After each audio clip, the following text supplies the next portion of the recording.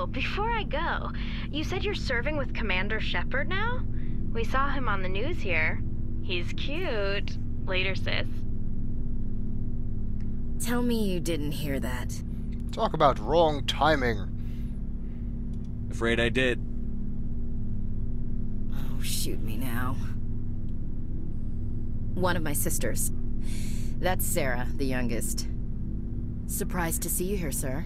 Thought you'd be chatting up, what's her name? Tassoni? I just finished doing that. Figured I'd try you next. Liara, why would you think that? Scuttlebutt says you got a bit of a thing for her. I could understand why. The crew's off limits with the regs against fraternization. And at least she looks like a woman. She's been on board 5 minutes, and there's already rumors flying around. Considering how willing women are to throw themselves at Shepard's feet in this series, not all that unlikely, actually, that those rumors would form very, very quickly. You think I'm interested in Liara because she's the only one I'm allowed to date? So you are interested in her. Of course, it could be politics. Alien diplomat's daughter, us under orders to make nice with the bug-eyed monsters. What's up? You didn't come by to eavesdrop on Family Mail. Actually, the first time I played this game, she was really beginning to get on my nerves at around this point with the anti-alien stuff. And then later we find out she's also religious, which for me doesn't really help. Not that I have anything against religious people, but anyway. I do have to say she kind of grew on me in subsequent playthroughs. Especially because when you get those elevator conversations that she has with Tali and Liara in particular, it seems that although she's prejudiced against aliens, she's not personally prejudiced against the aliens that we are working with here now, once she gets to know them, which adds a bit of depth to her character. And if you're a Paragon, you can kind of convince her to see the light, and that she should drop the whole xenophobic shtick. Anyway. Your family seems to be important to you. Yeah, we've always been close. Me and my sisters especially. With Dad on duty so much, I had to help Mom raise them. Did your father serve with the fleet? Yeah, took any crap posting he could get that offered space time. You know what? He worked his ass off trying to get recognized, but he never made it above serviceman 3rd class. He was real proud when I met Chief. First thing he did was salute. What about your mother? You haven't mentioned her. You must know what military wives are like. Strong because they have to be, able to raise kids while Dad's away on a 6-month cruise. She has a degree in planetary geology. She and Dad both wanted to see new worlds. She gave up her career to raise us, though. You have more than one sister? Sounds like a big family. Yeah, I'm the oldest, then Abby, then Lynn. Sarah's the youngest. She's still in high school. With 4 girls, Dad used to say he felt more outnumbered at home than on maneuvers. Where did you grow up? All over. We transferred a half a dozen times before I finished grade school. You go where personnel command sends you, right? I guess that's why I'm so tight with my sisters. We'd have to leave all our friends every 2 or 3 years. Makes sense. That's one of the aspects of her character that I do like. Her close family bond. You're lucky to have a close family. Sorry, I forgot about your family situation. That's okay. Or lack thereof. Relax, Williams. I've dealt with it. Asked me to clear a bunker of armed hostiles? No problem. Dealing with a foot in my mouth? Not so good with that. Things were tense between Sarah and me for a while. Then we bonded. That sounds like a story. Sounds like a story. Feel like sharing? Sarah got herself a boyfriend who wanted to go faster than she did. Mike. I didn't think he was a bad kid, just pushy. Lynn would send me these worried vid mails, and I'd tell her to relax. Where were you when this was going on? I was on active duty. Sarah's graduating high school this year. This was only a couple of years back. They were on Amaterasu. At the time, I was assigned to Chernobog. Same cluster, but a dozen Hellwire away. Close enough to talk regularly, too far to make it back in an emergency. I couldn't afford a fast packet flight. If he really liked her, he wouldn't be pushy. Yeah, of course. If he didn't ask at all, I'd wonder if he thought Sarah was ugly. Damned if you do, damned if you don't. Mike thought they'd go for a romantic walk in the woods, because he figured it was past time they did the deed. She levered Mike face first into a tree and left. Didn't have a scratch on her. Good thing Mom and Dad had us all learn some kind of self-defense. I took emergency leave and walked Sarah to school for a few days. They took self-defense? You said all of your sisters learned self-defense? Lynn did pistol practice, but didn't like it. She's kind of nervous. Sarah took Aikido. Abby decided to learn the sword. She always was a little weird. Likes big skirts and tops you have to tie her into. They do great things to her figure, though. So Sarah did Aikido. Then if she levered him into a tree, that sounds like Daikyo to me. Yes, I used to do Aikido. Anyway. So, what did you learn? One of Dad's friends taught me Marine hand-to-hand. That must have helped. Wait, why can't I choose the police option anymore now? That kinda sucks. And I guess Ashley was able to skip some classes by the time she made it to actual military academy, if she learned that as self-defense when she was young. You traveled all the way home to walk your sister to school. It was only a dozen light years, like a day's cruise. It's not like I was going to Earth or something. My last day out, Mike was waiting for us. Sarah had told her friends, so everyone at school knew what he did. He wasn't happy. I wanted to snap him in half, but Sarah gave me this look, this let me handle it, I need to do this alone look. She kept her cool, God bless her, as he screamed in her face. She just let him vent. Then he tried to punch her. I swear, she just flowed around him. Next thing I knew, he's face down on the sidewalk, and there's blood everywhere. That's unbelievable. Sarah must be as good as you. Better. I'm more or less a straight-up puncher. When he swung, she wasn't there anymore, and he fell. She helped him stop the bleeding and had me call an ambulance. She told the paramedics he fell. Before they took him to the hospital, Mike touched Sarah's arm. I thought he was going to end up on the ground again.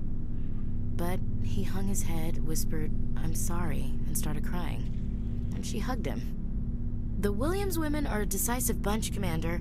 We do things when we're ready. Not before, not after. By the way, not being there anymore is pretty much the definition of Aikido's approach to defense. That was pointless. You really gotta laugh at some of these renegade options. You can be a complete jerk if you want to. Not my thing, though. Your sister's something else. But you didn't mention your father at all. Was he on deployment? Dad always wanted to serve in space, but he wanted us to have real ground under our feet. He'd say, space is beautiful, but you can't raise a family there. I cannot rest from travel. I will drink life to the lees. All times I have enjoyed greatly, have suffered greatly, both with those that loved me and alone. For always roaming with a hungry heart, much have I seen and known, cities of men and manners, climates, councils, governments. Another controversial aspect of her personality, I guess I could say, is the fact that she likes poetry. I don't think that's really weird or anything. Why wouldn't she? Bored now. That phrase just reminds me of Dark Willow. Anyway. I never thought I'd hear you reciting poetry. Just because I can drill you between the eyes at 100 meters doesn't mean I can't like sensitive stuff. Just don't spread it around. Ulysses was my dad's favorite poem. Every time he shipped out, he recorded me reading it. He had a dozen versions when he retired. Does he still like it? I sure hope so. I read it to his grave every time I go home. Dad passed on a few years back. He's probably still watching, though. So behave. I thought you said he was dead. You know, from heaven, wherever that is. That's not a problem with you, is it? That I believe in God? It's not a problem as long as she doesn't go preaching. Like I said, I have no problem with religious people. I do have a problem with people who try to convert others. You start preaching in the CIC, we'll have a problem. Commander, I'm not some kind of zealot. I believe in God. What everyone else believes is their business. I should get back to my duties. Didn't mean to take up so much of your time. Anyway. What's your opinion on the last mission? Not sure I buy Dr. Tassoni's story about her and her mom not talking. They're family, right? Not everybody is as close with their family as you are. I think she's being straight with us. Or at least, I don't think she lies very often. Yeah, she's probably really bad at it. Hey, want me to ask her about her sex life? Might be illuminating. I don't think she's used to teasing. Good-natured or otherwise. Aw, no fun, Skipper. Too bad those ruins got destroyed. I mean, they lasted thousands of years. That's impressive. And then we dropped by and blew them up. This is kind of Shepard's modus operandi. We'll talk later, Williams. Looking forward to it, Skipper. Alright. Much more information about her family and private life there. Next up, let's check in with our favorite Turian, Rex, who is doing God knows what to the wheels of the Mako. Calibrating them, probably. Commander, good to see you. You've been with CSEC a while. Have you seen much action? Well, not as much as you, but yeah, I've seen some interesting things. I'll bet you have. Anything in particular that stands out? I remember the Saleon geneticist I was sent to investigate. That case was a bit disturbing. What happened? Why were you investigating them? I was tasked with tracking black market trade on the Citadel. Most of it harmless, nothing I needed to pursue.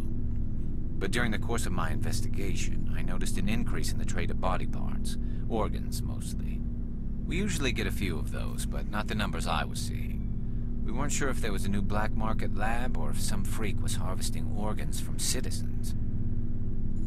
That doesn't sound like a good thing. You've seen this before on the Citadel? Every so often, some lab sells unwanted parts through the black market, but they're not as bad as the psychos. I remember this one L-Corps diplomat we caught in my first year on the job.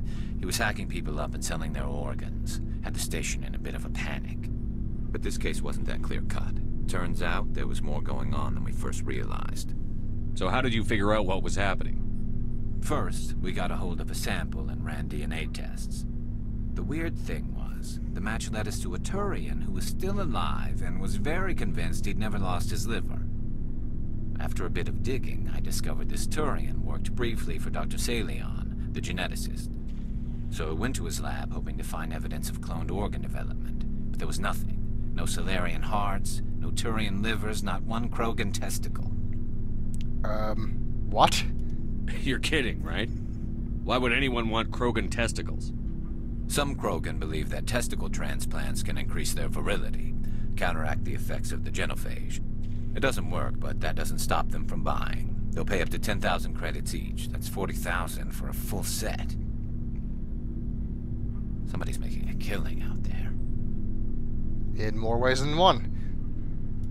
What did you do about the geneticist? I brought in some of his employees for interrogation, to see if I could get them to talk. While I was interviewing one of them, I came across something suspicious. I don't like the way he just said the word interviewing. You mean threaten? Was that really necessary? Maybe, maybe not. Either way, it paid off. One of my detainees started bleeding profusely during the interview. We offered to patch him up, and he got frantic, freaked out. I ordered a full exam to find out what was going on. Our medics found incisions all over his body, some of them fresh. That was our big break. These people weren't just Dr. Saleon's employees. They were test tubes. Walking, living test tubes. Okay. He was growing parts inside these people? Exactly. He cloned their organs right inside their own bodies. Then he harvested them and sold them off. Most of the victims were poor. He'd pay them each a small percentage of the sales, but only if the organs were good. Sometimes an organ wouldn't grow properly, so he'd just leave it in them. Most of them were a mess, but only on the inside, hidden so nobody could see it. I hope he got what he deserved. That's the worst part. We never caught him. Oh great, so he's still out there. Why not? What the hell happened? He ran, blew his lab, grabbed some of his employees, and headed for the nearest space dock. By the time I found out, his ship was already leaving. He threatened to kill his hostages if we tried to stop him. But you went after him anyway, right? I ordered Citadel Defense to shoot him down, but CSEC headquarters countermanded my order. They were worried about the hostages, worried about civilian casualties if the ship was destroyed so close to the Citadel. I told them those hostages were dead anyway. He just used them to make more organs, but they wouldn't listen. Well, it's not worth the risk. You pursue the vessel and disable it. That's the best choice. They sent the military after him, but he got away just the same. Yes, they did. I went to Palin and told him what I thought of him and his policies. He said if I didn't like it, I could quit. Well, I almost did. All they had to do was disable that ship, stop him from running. Maybe the hostages die, maybe they don't, but at least we stopped the bastard responsible for it all. That's not really a good attitude to have. That makes you sound like Saren. If you don't care about the fate of those hostages, then you're no better than he is. You're just a terrorist with a badge. Yeah, maybe you're right. It doesn't make it any easier, but I see your point. Just wish I could have stopped him. That's all. I wonder what became of Dr. Saleon. Do you have any idea what happened to Dr. Saleon? I sent out feelers from time to time, hoping to find something. I thought I'd found him a while back. He changed ships and changed his name to Dr. Hart, his idea of a joke, I guess. I told the military, but they weren't convinced it was him. I got the transponder frequency for his new ship, but I just can't get anyone to check it out. Well, we might have some time. I'll check out the coordinates when I get a chance. I was hoping you'd say that. But Commander, take me with you when you go. If it's Saleon, I want to be there when you find him. Okay, so Garrus wants our help. And that gives us a new assignment. Garrus, find Dr. Saleon. Which is apparently in the Herschel system in the Kepler Verge. Well, we won't be doing that just yet. But we'll keep it in mind.